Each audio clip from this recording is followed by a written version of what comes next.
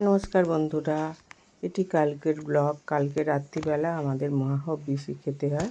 আমি একটা মালসায় রেখেছি, তাই সমস্ত জোগাড় নিয়ে বসে পড়েছি।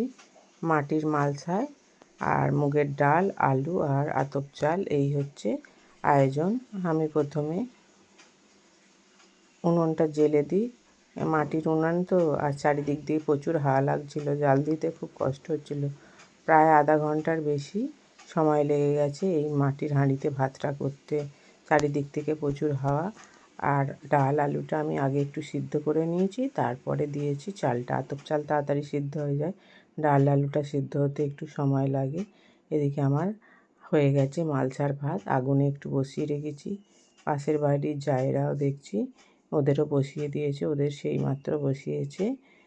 ওদেরও দুজন করেছে, তাই দুটো মালসা। আর ওদিকে আরও একটু দূরে আমার নাতি আর একটা যা করেছে, সেদিকে আর একটা বৌমাও সব জোগাড় নিয়ে বসে পড়েছে। 4টে মালসা এদের এদিকে হচ্ছে। ওই একই রকমভাবে ওরাও পাতার জাল দিয়ে ভাতটা বানিয়ে নেবে। আর আমিও পাতা দিয়েই করেছি।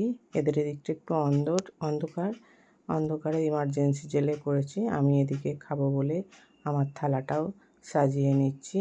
ভাত আর ওই ঘি দিয়ে খেতে হয়, আর শেষ পাতে একটু আখের গুড় আর কাঁচা দুধ খেতে হয়, সেটাও নিয়ে নিয়েছি। আর এতে নুন খেতে হয়, সন্দক লবণ। আমি একটু লঙ্কা নিয়েছি, লঙ্কা দিয়ে খাবো বলে। খেতে কিন্তু ভালো লাগে এই ভাত। বন্ধুরা, আপনারা কে এই ভাত খেতে ভালোবাসে আপনাদেরকে কমেন্টে করে জানাবেন। ভালো লাগলে একটা লাইক দিয়ে আমার পাশে থাকবেন।